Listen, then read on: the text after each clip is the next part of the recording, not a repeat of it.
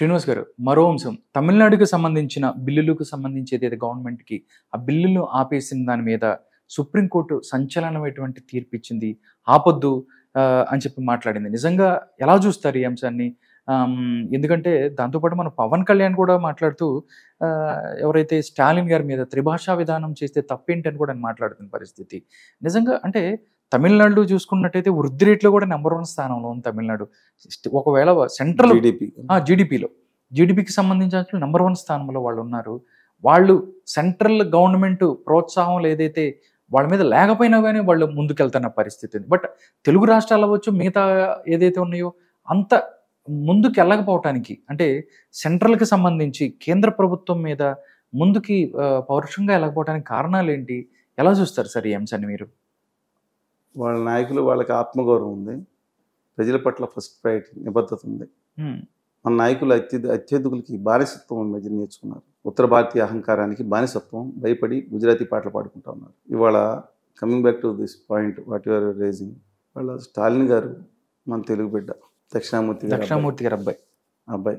ఆయన మీద ధ్వజం ఎత్తడం ఏంటి కళ్యాణ్ బాబు గారు ఒకప్పుడు ఏమన్నారు? తెలుగు బిడ్డగా మాట్లాడాడు, పౌరుషం ఉన్నాం, దమ్మున్నాడులా మాట్లాడి హిందీని మేము ప్రేమిస్తాం కానీ రుద్దితే ఒప్పుకోం, క్వశ్చనే లేదు, ఉత్తరాది అహంకారం నశించాలి, దక్షిణాదికి అన్యాయం చేస్తారా ఇంత విసిరేట్ దమ్ముగా మాట్లాడాడు, తెలుగు బిడ్డగా మాట్లాడాడు. ఇవాళ ఏమైందండి? గుజరాత్లో ఎందుకు పాటలున్నారు? ఆ తోటి తెలుగు బిడ్డ నా స్టాలిన్ గారు ఒక రాష్ట్ర ముఖ్యమంత్రిగా ఉంటే ఆయన మీద ఎందుకని కాన్సన్ట్రేషన్ వారికి? చావా సినిమా పొలిటికల్ ఆయన ఎంత అద్భుతంగా మాట్లాడారు. ఆ రోజు కులాలు లేవు, మతాలు ఉన్నా అని అద్భుతంగా మాట్లాడిన ఆ పొలిటికల్ ఆర్య సనాతనవాదం ఏంటి? మనకు సనాతనవాదం మనకు గుర్తించదు కదా. మనుశాస్త్రం దానికి బాసటగా నిలబడితే మనుశాస్త్రం ప్రకారం శూద్రుల జాతి కూర్చుంటే పిల్లలకు వచ్చేస్తారా? నాకు అర్థం కాదు. కొన్ని చోట్ల తీసుకెళ్లి మహిళల్ని ఇంకా చెప్పుకుంటే అసహ్యంగా ఉంటుందండి. ఏంటంటే మనుశాస్త్రం గొప్పదా?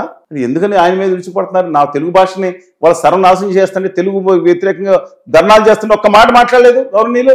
సచ్ ఏ పవర్ఫుల్ పర్సనాలిటీ అనుకున్న వ్యక్తి ఇలాగా ఆ గుజరాతీ గారు పాటలు పాడటం ఏంటండి? తెలుగు జాతికి అన్యాయం చేస్తుంటే ధర్నాలు చేస్తాను, తెలుగు వద్దని ఒక ఆయిలు కూడా నేర్చుకోవాల్సిన అవసరం మీద 50 ఏళ్ళు ఉన్నట్టు ఇష్టం వచ్చి చేస్తాను. ఎందుకు స్పందించలేదు ఏళ్ళు? పైగా పక్కన స్పందించిన మన కోసం స్పందించి డీలిమిటేషన్ కోసం తెలుగు రాష్ట్రాలు దెబ్బతినిపోతున్నాయి, మన భాషలు దెబ్బతింటాయని మాట్లాడితే ఆయన మీద విసుగుపడతామా? ఏంటంటే ఇది డబుల్ స్టాండర్డ్స్ కాదు, ట్రిపుల్ స్టాండర్డ్స్ కాదు, 5 స్టాండర్డ్స్ ఉంటున్నాయి. నిమిషానికి పాట, రోజుకు పాట, వారానికో మాట. ఏంటంటే ఇది నాకు అర్థం కాదు. సరే, కమింగ్ బ్యాక్ టు ఇవాళ ఈ గవర్నర్లు ఏంటండి? ఎన్టీ రామారావు గారు చెప్పారు గవర్నర్ వ్యవస్థ మీద నరకేతన పెట్టారు గవర్నర్లు ఎన్టీ రామారావు గారు. అవును, రామలాల్ గారు, తర్వాత కుముద్ బెన్ జోషి గారు అని ఉన్నారు. ఆవిడ సాయంలో రాజ్భవన్కి ఏ పేరు వచ్చిందో మీరే తెలుసుకోండి, నేను మాట్లాడుకో. ఆ తర్వాత నాదెండ్ల భాస్కర్ గారి టైంలో కూడా సేమ్ అదే రామలాల్ గారు అదేనండి గవర్నర్. ఆ తర్వాత ఇవాళ ఎక్కాడా శ్రీనివాస లక్ష్మీనరసింహ గారు అని తెలుసు కదా. ఎక్కాడా శ్రీనివాస లక్ష్మీనరసింహ గారు, ఈఎస్ఎల్ నరసింహ గారి పేరు ఎక్కాడా. ఆయన ఆంధ్రప్రదేశ్ ప్రభుత్వాన్ని నరకేతన పెట్టాడు. తర్వాత తమిళ సై గారిని ఒక ఆవిడ ఉన్నారు, ఎంపీగా పోటీ చేశారు. మనం గవర్నర్ నుంచి ముందు రాజకీయవేత్త, గవర్నర్ అయిన తర్వాత మళ్ళీ ఎంపీగా పోటీ చేశారు. గవర్నీరాలు వాళ్ళని రెస్పెక్ట్ ఇద్దాం మనం. వాళ్ళ న్యాయమూర్తులు కాదు, కానీ గవర్నర్ని విమర్శించవచ్చు, రెస్పెక్ట్గా విమర్శిద్దాం.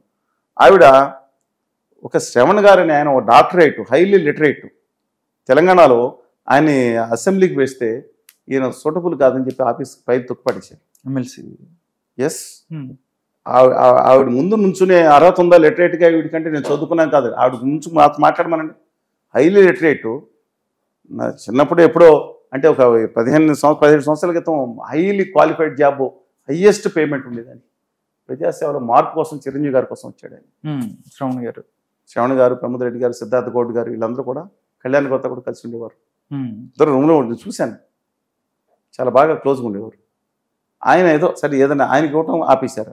ఆయనకి అని వీళ్ళ పార్టీలో వాళ్ళందరూ దేశంలో ఉన్న వాళ్ళందరినీ శాసనమండలి నామినేట్ చేసినది అబ్బో అతి నిష్ఠాగరిష్ఠులు, ఒక గొప్ప అద్భుతమైన లిటరేట్స్, వీళ్ళు మాట్లాడుతున్నారా?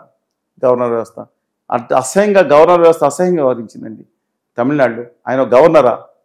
గవర్నర్ గారండి మా తెలుగు జాతి కానీ ఇక్కడ ప్రాంత హక్కుల్ని నాశనం చేస్తా, అలాగే తమిళలో ఒక స్థానికుల హక్కుల బిల్లుల్ని ఆ ప్రాంత అభివృద్ధి కోసం పెట్టిన బిల్లుని కూడా అడ్డుకుంటాం అనేది ఇది గొప్పతనమా?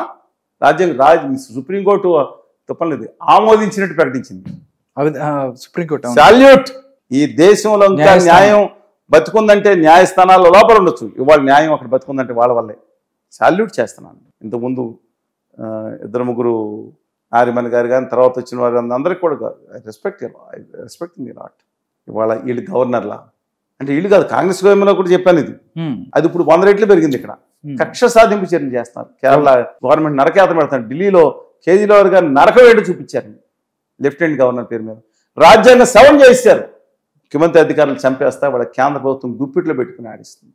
రాష్ట్రాలను బానిసలు చేసుకుంటుంది. దక్షిణాదికి సర్వనాశనం చేసే విధంగా నేను అనకపోయినా తీరని దారుణమైన అన్యాయాలు చేస్తుంది గవర్నర్ గారి హయాంలో. గవర్నర్ గారు ఏదేదో మాట్లాడతారు. మన చంద్రబాబు నాయుడు గారు, నరేంద్ర గారు ఆంధ్రప్రదేశ్ గవర్నర్ గారు సుప్రీంకోర్టు జస్టిస్ ఆయన, మాజీ జస్టిస్. అయోధ్య మీద జడ్జిమెంట్ ఇచ్చారు కదా, దాంట్లో కూడా ఉన్నారని. ఇంకా చాలా ఇచ్చారు. నేను మాట్లాడాను. వారిని కలవడానికి మేము ఢిల్లీ వచ్చినప్పుడు వస్తున్నామని చెప్పి రాత్రి 9 నేను జై లక్ష్మణ్ గారు, శ్రీనివాస్ అందరూ కూర్చున్నాం అక్కడే. రాత్రి 10 గంటలకు వచ్చారు. పాపం అంతకుమించి మాట్లాడండి ఇచ్చారు, ఆర్డినెన్స్ ఇచ్చారు. మేము చెప్పాం హోదా విభజన హామీలు కాన్స్టిట్యూషన్ ఇదండి అని ఇచ్చాం. మీరు కాన్స్టిట్యూషన్ కాపాడండి అని చెప్పాం. పార్లమెంట్ ఇచ్చిన హామీ అని చెప్పాం. ఆయన తీసుకున్నారు, ప్రశాంతంగా లోపలికి వెళ్ళిపోయారు. ఇవాళ వరకు ఒక మాట లేదు. రాష్ట్ర హక్కుల కోసం కాపాడాల్సిన వ్యక్తి ఇవాళ మాట్లాడలేదు. గవర్నర్ వేస్తే కేంద్ర ప్రభుత్వ ఏజెంట్ వ్యవస్థండి.